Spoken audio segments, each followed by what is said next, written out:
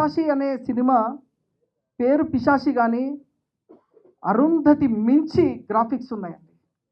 అద్భుతమైన గ్రాఫిక్స్. అసలు cinema last half an hour ఉంటుందండి, దద్దలాడిపోద్ది. అసలు రెప్ప కొట్టి అసలు మొదలు 2 అవర్స్ రెప్ప కొట్టకుండా చూడాలి సినిమా. అసలు రెప్ప కొడితే ఏం అవుతుందో అనే అంత ఉత్కంఠ, అంత భయంకరంగా, అంత సెంటిమెంట్ ఉంది ఇందులో. అంటే సెంటిమెంట్తో పాటు ఒక దైవత్వం ఏంది, అలాంటి ఒక అంటే చాలా ఎలిమెంట్స్ ఉన్నాయి ఈ సినిమాలో. సాంగ్స్ కానీ, పిక్చరేషన్ కానీ, గ్రాఫిక్స్ కానీ అద్భుతమైన చిత్రం. నేను 200 సినిమాలు చూసుంటానండి. ఎన్నో సినిమాలు చూస్తాను, ఎందుకంటే సెన్సార్ బోర్డు మెంబర్గా, వారు కూడా ఇప్పుడు శివాజీ రాజు కూడా తెలుసు, సెన్సార్ బోర్డు మెంబర్గా ఉంటే ఎట్లా సినిమాలు చూడాల్సి వస్తాయి ఆయనకు తెలుసు. అట్లూరు రామకృష్ణ గారు కూడా వేదిక మీదే ఉన్నారు, ఆయన సెన్సార్ బోర్డు మెంబరే. ఎన్ని సినిమాలు చూడాలి, ఎట్లుంటుందో ఆయనకు తెలుసు. మేము ఇన్ని సినిమాలు చూసిన తర్వాత ఒక సినిమాని నచ్చామంటే అర్థం చేసుకోవచ్చు, ఎందుకంటే చూస్తుంటే అర్థమవుతాయి ఎలా ఉంటాయి సినిమాలు ఏంటి అని. అలాంటి సినిమాల్లో హై గ్రాఫిక్స్ ఉండి తెలుగు సినీ పరిశ్రమలో హిట్ కొడుతుంది అనే ఒక నమ్మకం వచ్చినప్పుడే నేను ఈ సినిమా కొనడం జరిగింది.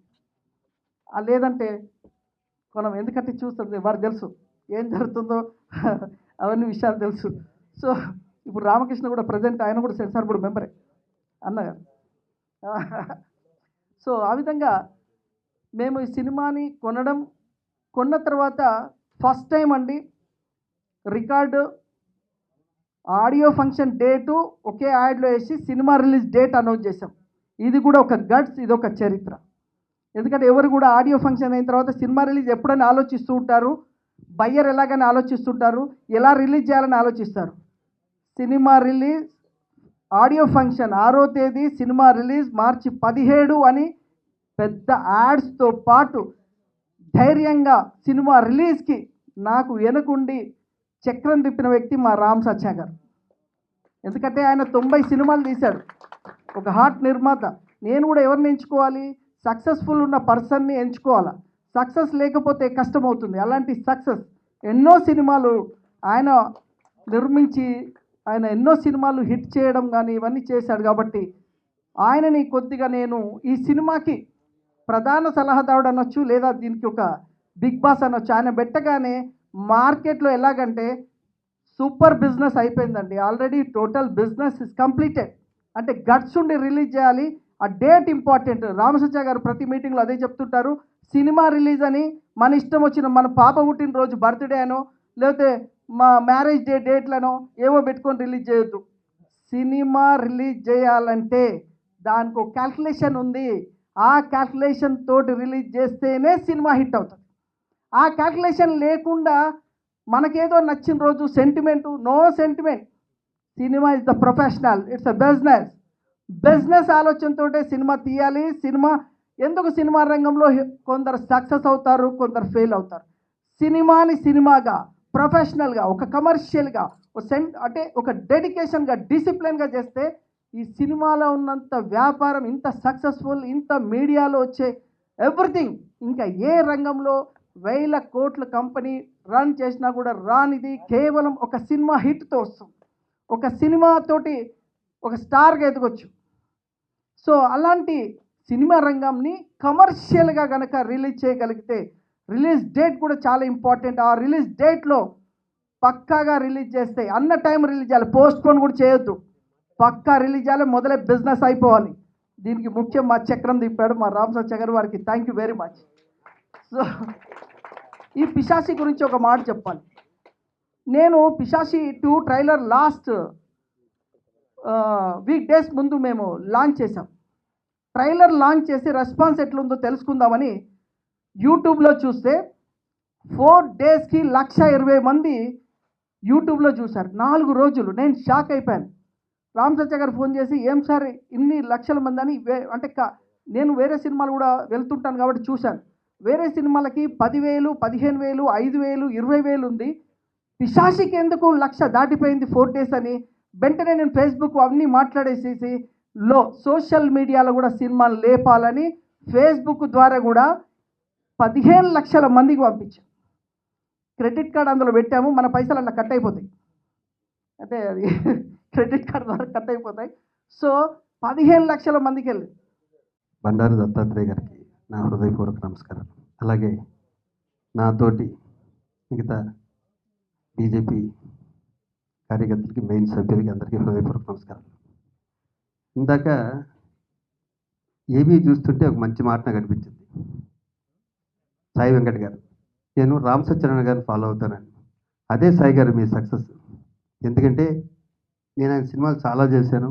మా ఇద్దరిది ఒకటే ఊరు.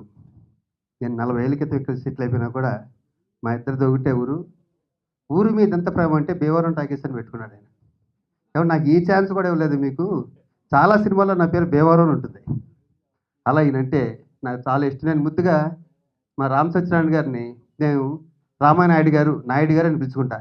జోక్గానే ఉంది, మీరు ఎప్పుడో 100 సినిమాలు తీయాలని. అది నిజమైనందుకు ఆయనకన్నా ఎక్కువ నేనే హ్యాపీ ఫీల్ అవుతుంటా.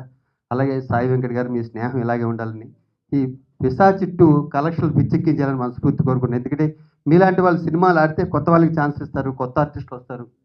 అది ఒక మంచి మంచి సినిమాలు వస్తుంటాయి అని మనస్ఫూర్తిగా నమ్ముతున్నాను. మా దురదృష్టం ఏంటంటే అండి, సెన్సార్ మెంబర్లుగా అయ్యాం. ఈరోజు ఒక సినిమా చూశాను, నిజంగా పిచ్చెక్కిపోయింది నాకు. అంత దరిద్రపు కొట్టు సినిమా నేను పుట్టాక చూడాలి అనకూడదు కదా మాట. ఈ ఫీల్డ్లో ఉండి ఏంటో సెల్ ఫోన్తో సినిమా తీసేస్తారు, చిన్న చిన్న కెమెరాలతో సినిమా చేస్తారు. అర్థం పర్థం అన్నది లేనే లేదు. సెన్సార్ ఆఫీస్ నుంచి ఫోన్ వస్తుంటే భయం వేస్తుంది, దేవుడా ఏ సినిమా పడుతుంది ఈరోజు అని. ఒకళ్ళ బాధలో ఒకరు చెప్పుకోవడంతో సరిపోయింది మాకు. సెన్సార్లో సినిమా చూడలేదు, ఒకళ్ళ మొహాలు ఒకరు చూసుకుంటున్నాం. దయించి సినిమా ఇండస్ట్రీకి చెప్పేది ఏంటంటే, మంచి సినిమాలు తీద్దాం, మన క్వాలిటీని పెంచుకుందాం. పక్కడు మలయాళపోడో, తమిళోడో, కన్నడో తీసాడు కాదు, తెలుగోళ్ళ కన్నా గొప్పోళ్ళు లేరు అని మనం నిరూపించుకుందాం. Thank you very much. Thank you. నిర్మాత గారు చెప్పినట్టుగా ఈ సినిమాలో చాలా సస్పెన్స్, మరి అదేవిధంగా గ్రాఫిక్స్, అంటే డిజిటలైజేషన్ యొక్క యుగంలో చాలా ముందుకెళ్తున్నట్టుగా, కొంచెం సంచలనాత్మకంగా ఉండేటువంటి అవకాశం ఉన్నట్టుగా వారు చెప్పారు. కానీ ఎంత సంచలనాత్మకంగా ఉన్నా అది సందేశాత్మకంగా ఉండాల్సిన అవసరం కూడా చాలా అవసరం. కాబట్టి నాకు తప్పకుండా విశ్వాసం ఉంది, ఈ యొక్క పిశాచి 2 అనేటువంటిది. పేరు పిశాచి అంటే మనకు ఒక్కోసారి చాలా ఆలోచనలు బాగా రేకెత్తింపజేసే విధంగా ఉంటాయి.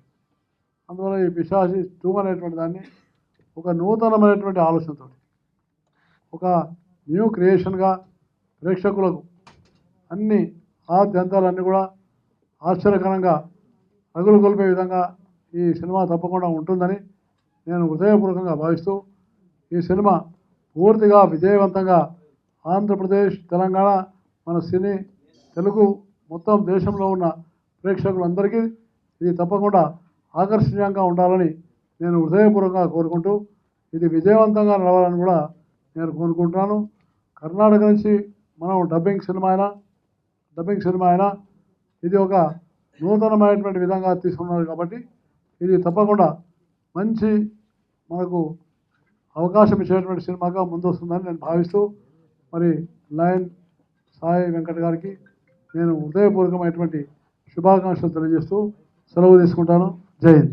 ఇంతకుముందు శివాజీ రాజా గారు మాట్లాడుతూ రామ్ సత్య గారు వారి ఊరని చెప్పారు. మరి సాయి వెంకట్ గారు మా జిల్లా అయ్యారు. నేను కూడా అదే జిల్లా, మాది ఈ మధ్య మారింది, మాది సూర్యాపేట అయింది. ఇప్పుడు నల్గొండ మిగిలింది. రామపేట నల్గొండ ఉంది ఇప్పుడు, యాదాద్రి నల్గొండ యాదాద్రి అయింది, మాది సూర్యాపేట అయింది.